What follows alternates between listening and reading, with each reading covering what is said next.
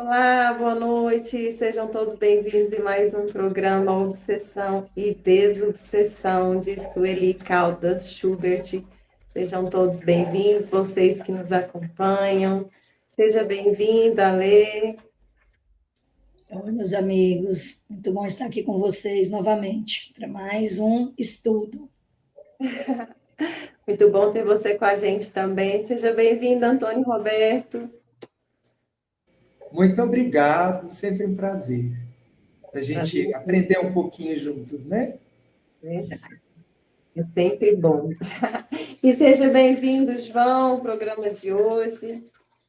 Muito obrigado. Igual o Beto diz, né? Pela participação. Vamos aprender juntos. Assim seja.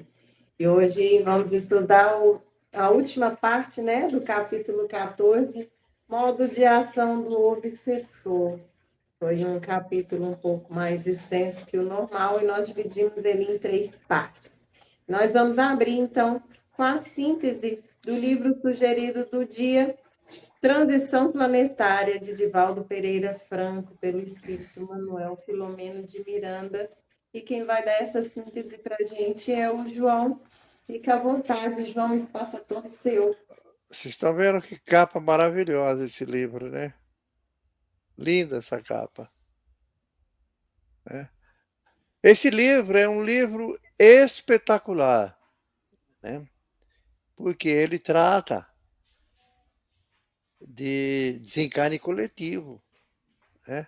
No início do livro, primeira parte, né? Ele trata da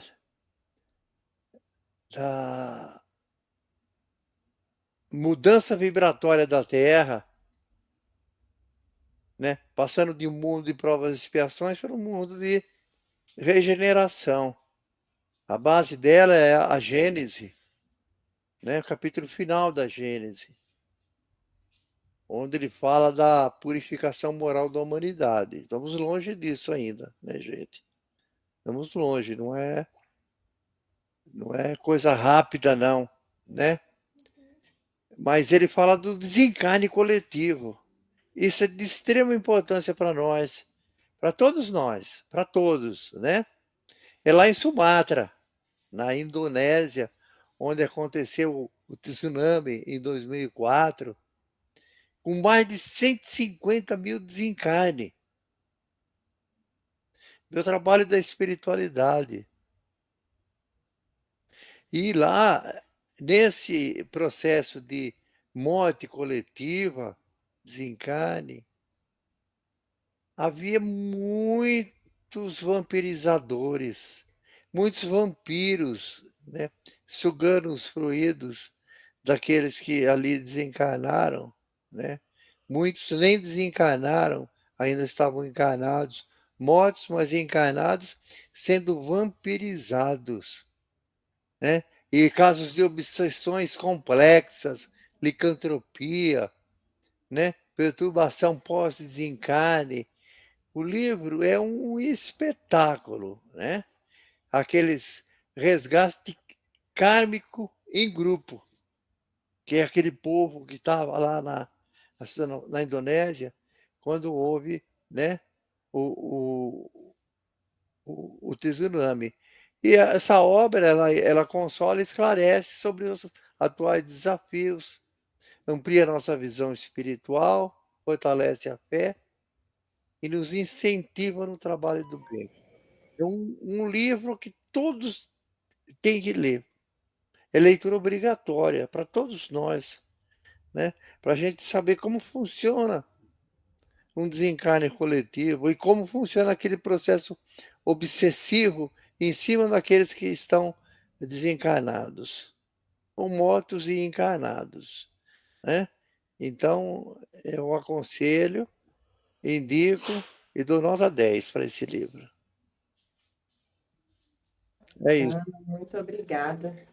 Eu não li esse livro, confesso, fiquei super curiosa e vai ser aí o próximo meu livro da lista, para eu estar conhecendo, então, Transição Planetária, de Divaldo Pereira Franco, pelo espírito Manuel Filomeno de Miranda. Miranda. Vamos, então, para o texto, a última parte. do capítulo 14. Pode soltar, meninos, por favor, a voz da nossa querida Ábia. Este é o estudo do livro Obsessão e Desobsessão, capítulo 14, parte 3. Se você ainda não ouviu as partes 1 e 2, recomendamos que volte aos episódios anteriores para melhor compreensão. Esse capítulo trata do modo de ação do obsessor. Certa vez, na reunião em que colaboramos, sentimos a presença de um grupo de espíritos desencarnados entre 15 e 18 anos. Tinham a aparência desses que vemos nas ruas, denominados pivetes ou trombadinhas. Entre eles, comunicou-se uma mocinha desencarnada aos 17 anos, maltrapilha e extremamente zombeteira. Contou-nos que andavam ao léu pelas ruas, tal como faziam antes, dedicando-se especialmente a entrarem nos lares cujas portas estivessem abertas, e aqui no duplo sentido, físico e espiritual, com a finalidade de provocar desordens e brigas entre os moradores. E isto descrito num linguajar peculiar, com gíria comumente empregada. Também contou que tinha um prazer em usufruir do conforto dessas casas, refestelando-se nas poltronas macias e desfrutando de comodidades que não tiveram em vida. Obviamente, isto só era possível nos lares em que, embora havendo conforto material, o ambiente espiritual não diferenciava muito do que era próprio a esses pivetes desencarnados. Foi preciso muito amor e carinho de toda a equipe para conscientizá-los de que existia para todos uma vida bem melhor, se quisessem despertar para ela.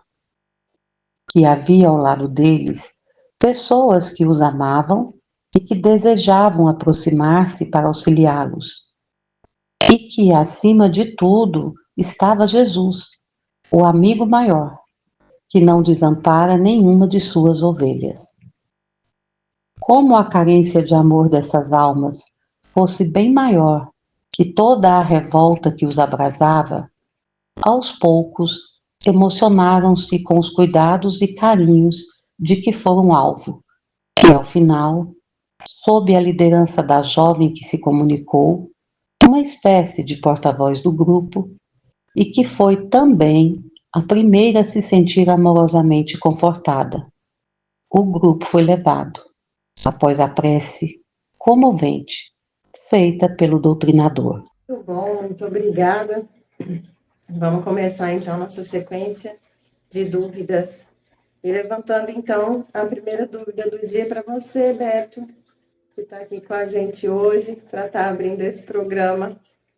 Então, vamos lá. Qual é o papel do amor e da caridade na transformação de espíritos perturbados? Nossa, é primordial, né?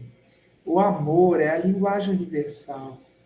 O amor é que nos une, né, ao nosso Supremo Criador, que faz a gente ser irmão de qualquer pessoa, de qualquer espírito encarnado ou desencarnado. Ele é uma força irresistível. Nós somos criados pelo amor absoluto. Então, é através dele que a gente acha um ponto de contato. Tanto o amor, ou a caridade, que também é amor, né? São forças regeneradoras, são forças que tocam qualquer coração, porque ela fala dessa herança comum que a gente tem. Eles funcionam como agentes de cura, de evolução. No momento, por exemplo, do contato com os nossos espíritos, ainda equivocados, perturbadores, obsessivos, né? Às vezes eles vêm numa sessão mediúnica ainda tomados pelo ódio, pelo sofrimento de séculos que eles trazem ali de trás, né? Com o espírito mesmo da vingança. da destruição, etc. Então, se a gente usa do amor com eles, a gente consegue chegar até os corações deles. Isso abre uma possibilidade muito grande que eles percebam em nós irmãos que querem o bem deles, porque essa é a verdade, né? Esse trabalho nosso é um trabalho de ajuda, de amor mesmo, né? A gente não está lá para confrontar ou para julgar ninguém, porque eles têm suas dores, dores seculares, né? Enfim. Então, ele melhora também a própria elevação vibracional, né, daquele ambiente, traz paz, traz harmonia. Ela é uma influência muito positiva quando a gente trata desses espíritos sofredores. E mesmo o obsidiado também, quando ele pratica o bem, a caridade, ele também começa, de certa forma, a evangelizar também o obsessor. Né? Você vai vendo, puxa, essa pessoa que me fez tanto mal, ela está querendo melhorar, está querendo ser alguém melhor. Então, funciona em todos os lados. Funciona no trabalho da desobsessão, funciona no alto trabalho de desobsessão também. E essas pessoas, esses sofredores, eles são muito carentes afetivamente. Então, quando a gente consegue tocar o coração deles, a gente abre o caminho da cura para eles, da libertação da ignorância, da libertação dessas prisões, porque o ódio é uma prisão, a vingança é uma prisão, como eu disse lá atrás, secular. E, enfim, né? A gente pode, com amor, falar sobre essas limitações, esclarecer com eles, sem colocar, né, numa posição superior. Todo mundo erra, nós erramos também. Né? Nós estamos aqui como companheiros mesmo, né? Em busca da restauração do bem-estar. É um trabalho de amor, de fraternidade. Né? Tudo nasce dessa comunicação amorosa, essa inspiração para essa mudança de caminhos que vai trazer a felicidade para esses corações tão sofredores, vai ser o início de um caminho diferente. É isso. Muito obrigada, e ninguém melhor para estar respondendo nessa pergunta que o nosso querido Antônio Roberto. Ele, né, que é um doutrinador de almas, né, um pescador de almas, trabalha lindamente o tom de voz, o acolhimento, realmente. Parabéns pelo seu trabalho, parabéns pela sua resposta, Antônio Roberto, muito obrigada. E para Eu agradeço, mas o trabalho é da espiritualidade, a gente só tem uma pontinha. Eles é que atuam pela gente. Né? A verdade é essa. somos instrumentos, né? Graças a Deus. Somos. Você deseja complementar, Lê? Quando eu estava lendo esse capítulo, fiquei lembrando também do momento lá da sala mediúnica, e lembrando o quanto é importante, né?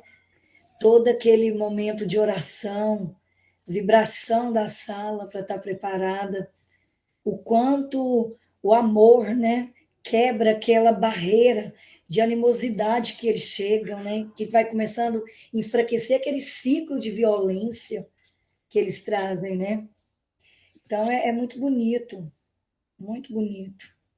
Então aquele momento, exemplo maior mesmo é no momento da sala, que é a hora que vai sendo inspirada, a sala já vem sendo toda preparada, né, para aquele momento.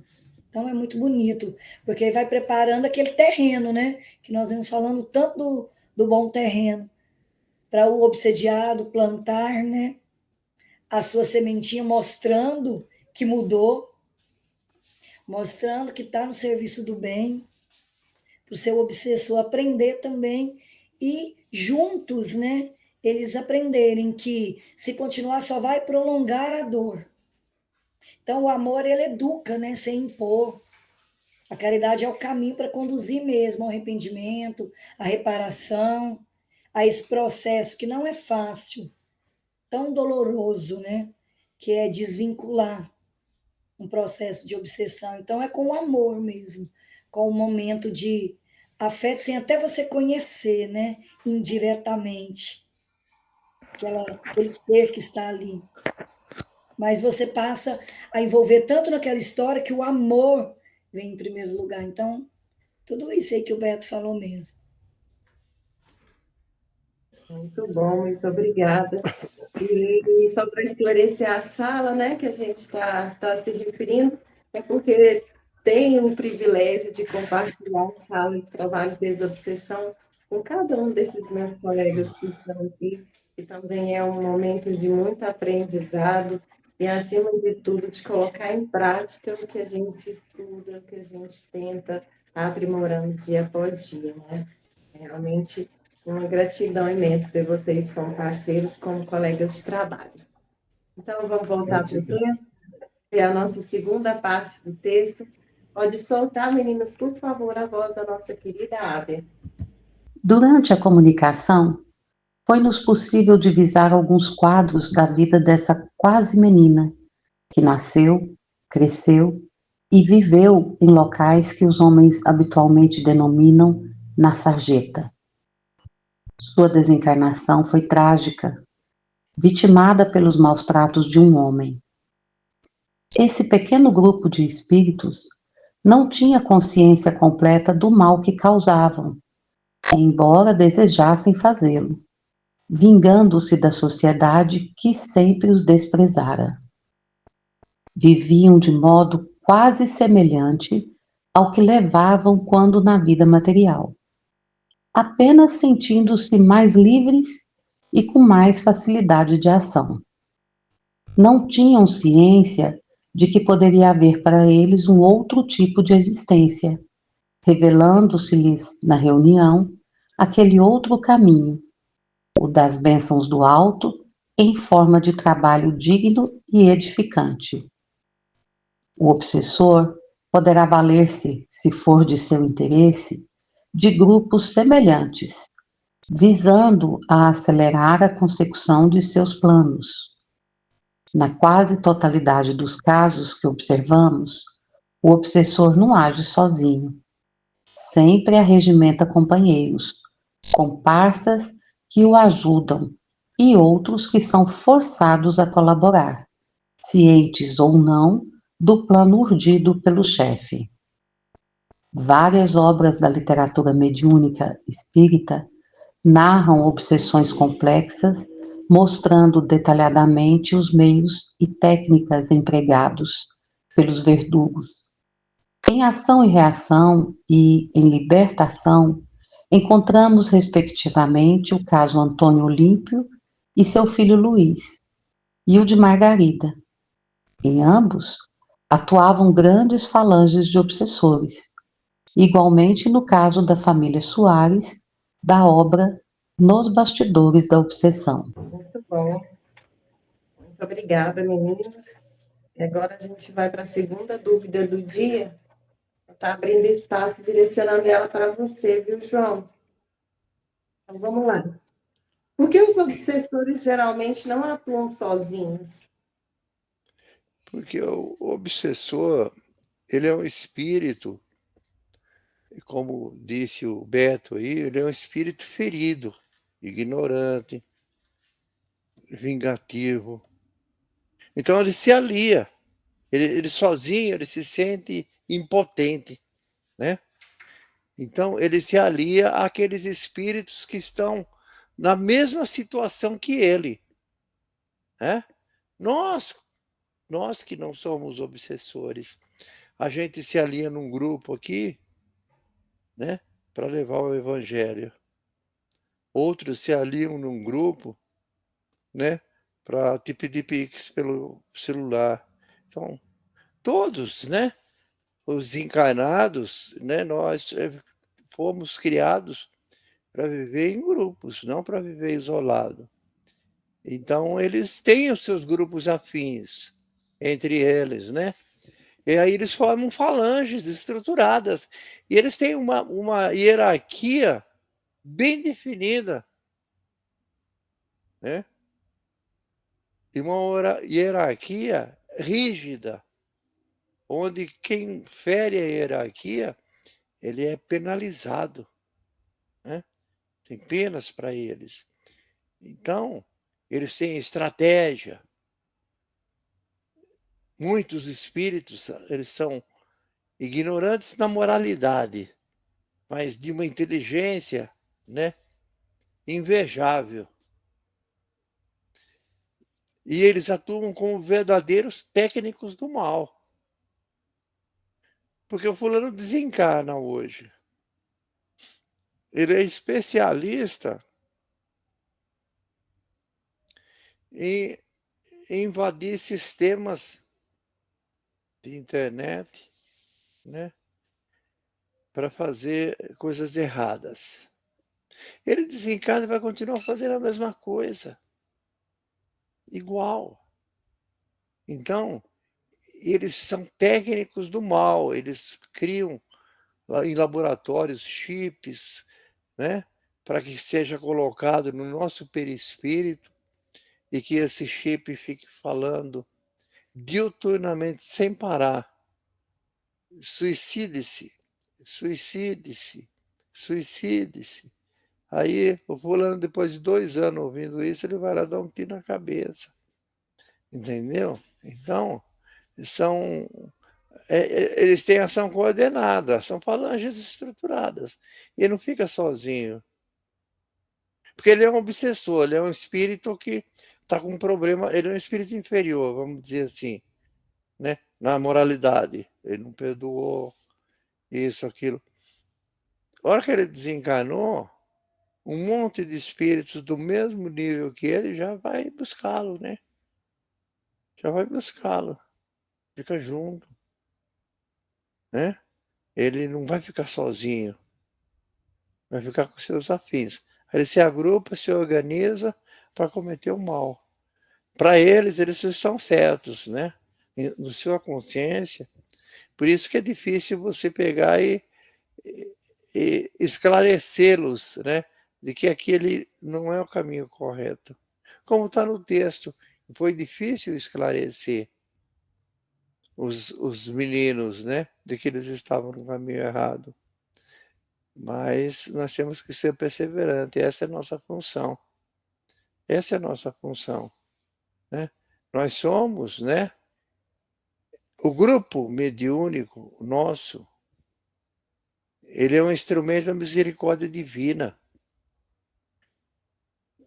O nosso grupo geral, onde nós trabalhamos, ele chama-se Mediunidade com Jesus. Cada grupo daqueles de trabalho que tem dentro desse grupão, né, é um preposto de Jesus. Está fazendo um trabalho pelo Cristo. O Cristo, ele não desce para fazer o trabalho. Ele usa nossas mãos. E esses obsessores juntam-se em falanges. Lembra quando aquele obsessor, né? Jesus tirou, foi conversar com o obsessor, o que ele falou? Ele falou: meu nome é Legião, nós somos muitos, porque eles se unem, né? Formam legiões. Todos nós nos unimos, os encarnados, né? Unidos aqui, ó, 2, 4, nós estamos em 7 pessoas, né? Então é isso. É a união dos afins, vamos dizer, né? Tá? Muito obrigada. Deseja complementar a fala do João Beto? Então, né, como o João falou, né, esses espíritos, eles se unem pela afinidade, pela sintonia, né? E assim como a gente também nós também não fazemos trabalhos sozinhos, não é recomendado, eles também precisam dessa união de forças, de recursos para maximizar o poder que eles têm. E exatamente como o João falou, né? E a literatura espírita conta até caso de cursos, né, que são dados nesses grupos para melhorar a atuação dos participantes no trabalho obsessivo, né? além da aparelhagem que o João lembrou, que, né, uma coisa também bem interessante. E, enfim, né, a estratégia, a organização, né, existem grupos mais ou menos organizados, né, mas assim sempre é comum, né, você terem líderes de muito preparo intelectual, mas não moral, como o João lembrou, né, enfim, né, e muito hierarquizados também. Muitos têm a ver fazem parte, assim, por exemplo, às vezes é um grupo que sofreu a perseguição de uma pessoa X, né, digamos assim, né, talvez um inquisidor, um general muito poderoso. Então, várias pessoas foram prejudicadas e se unem. Né? E às vezes não, também às vezes não existe essa ligação mais pessoal mesmo. Né? Às vezes elas se unem por afinidade mesmo, por ignorância, por afinidade em fazer o mal. Mas, enfim, é isso que o João falou, né? Eu acho que não tem muito para complementar, já foi brilhante a exposição dele. Roberto, Sim. deixa eu só complementar Uhum. o seu complemento, né? Uhum. Que, vamos fazer uma analogia, um exemplo, né? Todos já viram esse mês, esses últimos 20 dias, nas reportagens, o grupo de encarnados, chamado PCC, né? Que tem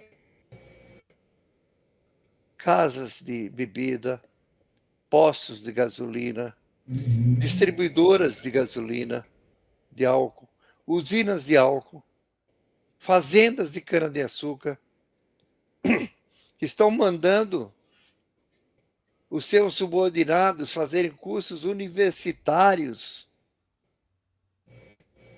na área de agronomia e na área do direito, na área da administração, para poder manter aquela estrutura. Uhum. Não é isso? E você vê a todo dia, também na reportagem, um membro do PCC, 2, 3, 4, são mortos pela polícia, pelas gangues rivais.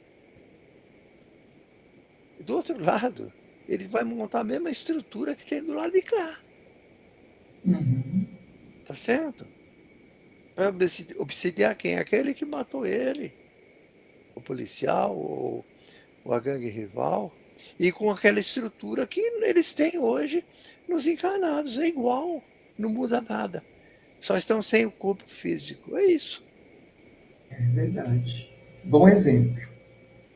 Né? Também gostei, porque a gente tem o hábito de achar que eles ainda usam aquela velha táticazinha de ficar falando do nosso ouvidinho, né? Mas como o João já disse na primeira fala dele, eles também desenvolvem aparelhagens, eles também estão se modificando, evoluindo, se aprimorando, para que o trabalho deles seja mais organizado, sim. Né? Então, realmente, os obsessores trabalham ali o seu nível de conhecimento, mas infelizmente para um lado negativo, né? Então vamos lá para a última parte do nosso texto. Solta para a gente, por favor, meninos, mais uma vez a voz aveludada da nossa querida Ábia. Para que se atenda ao obsediado, imprescindível socorrer simultaneamente toda a falange de algozes que o cerca.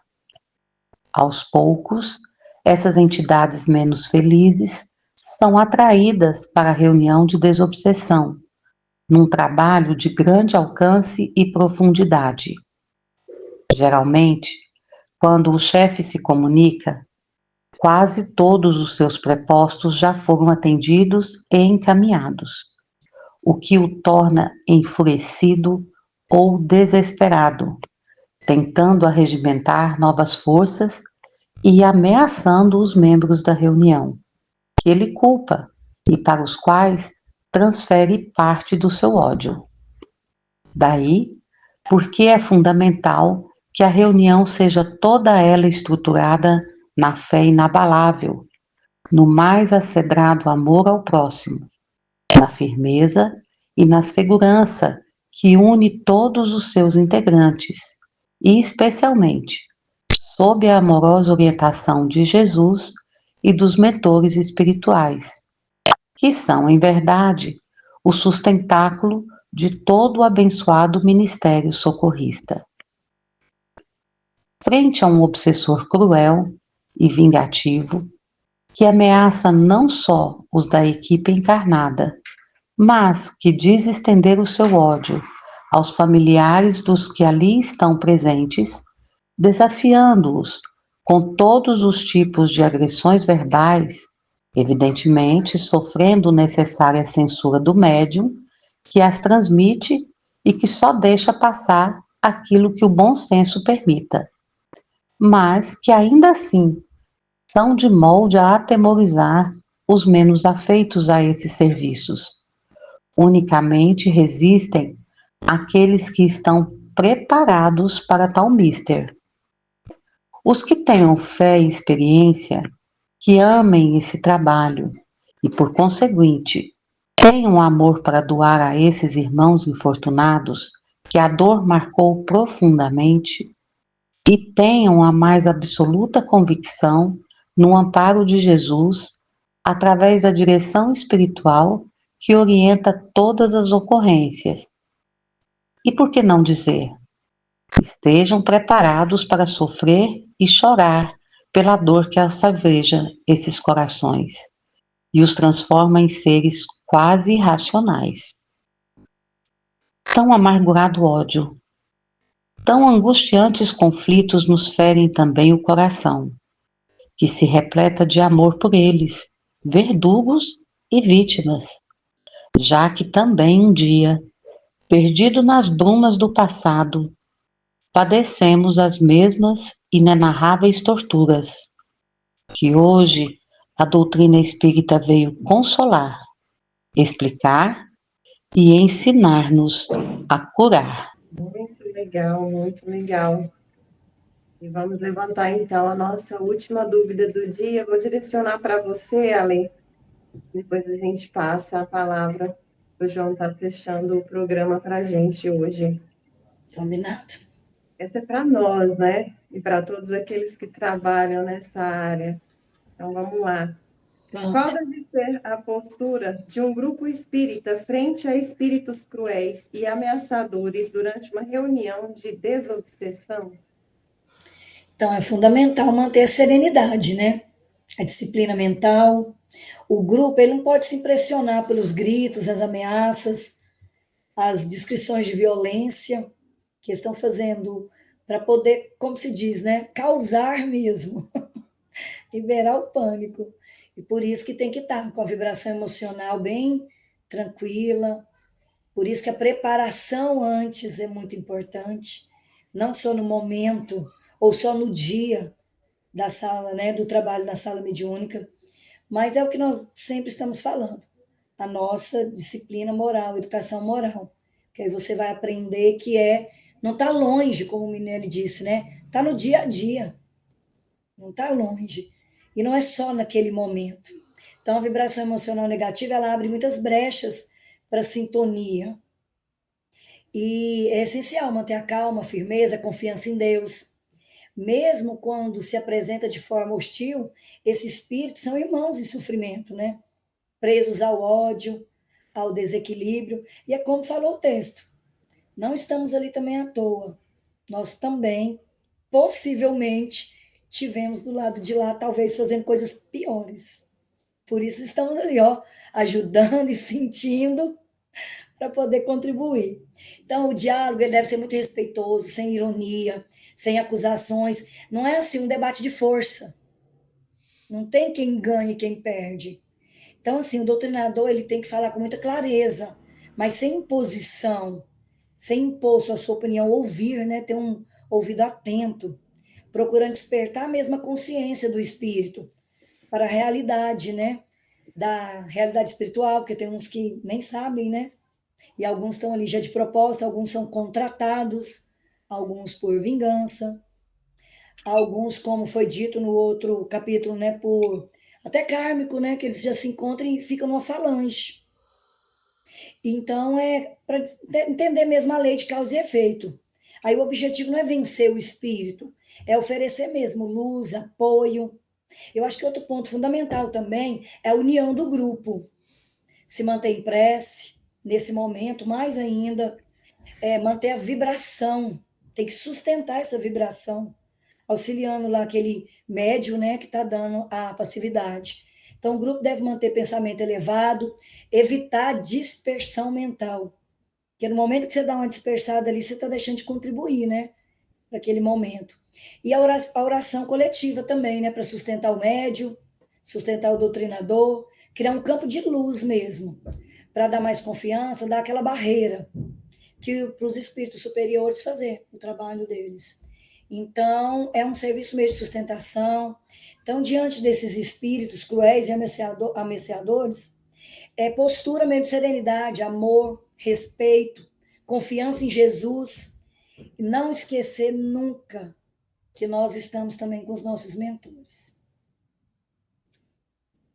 É isso. Muito bom, muito obrigada. Falou tudo, né? Segurança uns nos outros, confiança no grupo, pensamento reto e focado. João, você deseja complementar? Oh, perdão, pode falar. O outro, né? É um dando força e apoio para o outro na comunicação, né? Verdade, o tempo todo. Uma troca, né? João, você deseja complementar para a gente encerrar? Eu acho, o Etienne, que a Alessandra esgotou o assunto, né? Então, não tem muito o que acrescentar, não. É isso que ela falou mesmo, né? Então, foi muito bem colocada a resposta dela.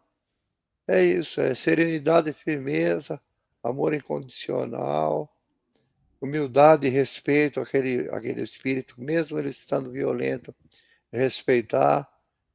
Ali não é quem vai vencer ou quem vai perder, tem que encaminhar o espírito no caminho certo, no caminho reto.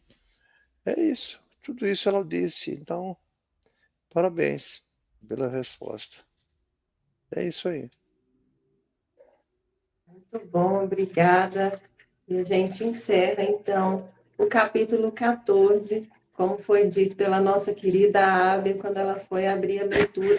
Se você se sentiu um pouco perdido, é porque o processo já estava caminhando, volta lá 2 programas atrás, e vocês vão pegar o capítulo 14 desde o início, assiste os 2 primeiros episódios do capítulo 14, para você compreender aí e fechar com chave de ouro esse capítulo que trouxe tanto conhecimento, né? Principalmente para quem está trabalhando na área de desobsessão. Eu quero agradecer mais uma vez a presença de todos vocês. Gratidão, Beto, pela sua presença. Gratidão, Ale, por estar com a gente também mais uma vez. E gratidão, João, também, por ter convidado a gente, estar dirigindo esse programa e ampliando cada vez mais o leque do conhecimento na doutrina espírita. Obrigado, gente. Obrigado. Obrigado, gente. É uma honra estar aqui. Uma bênção. Todos nós, né? É uma honra estar aqui aprendendo, né? Razão que esse estudo nosso ele é dirigido ao médium que está trabalhando oficialmente como médium, né? Vamos dizer assim, diuturnamente ele está ali exercendo a mediunidade. Então, muitas vezes a pessoa fala, não, mas esse programa não me interessou. É porque ela não está exercendo a mediunidade dela, né? Se ela estiver exercendo, esse programa é maravilhoso. Para todos os médios é maravilhoso. É isso. Isso, muito obrigada mais uma vez também vocês que nos assistem toda semana. E eu quero convidar vocês para estar com a gente também na semana que vem para a gente abrir, então, o capítulo 15, Parasitose Espiritual. Um abraço bem apertado, gratidão por nos acompanhar toda semana e até o próximo programa. Tchau, tchau. Tchau, tchau, gente. Tchau. Tchau. Tchau.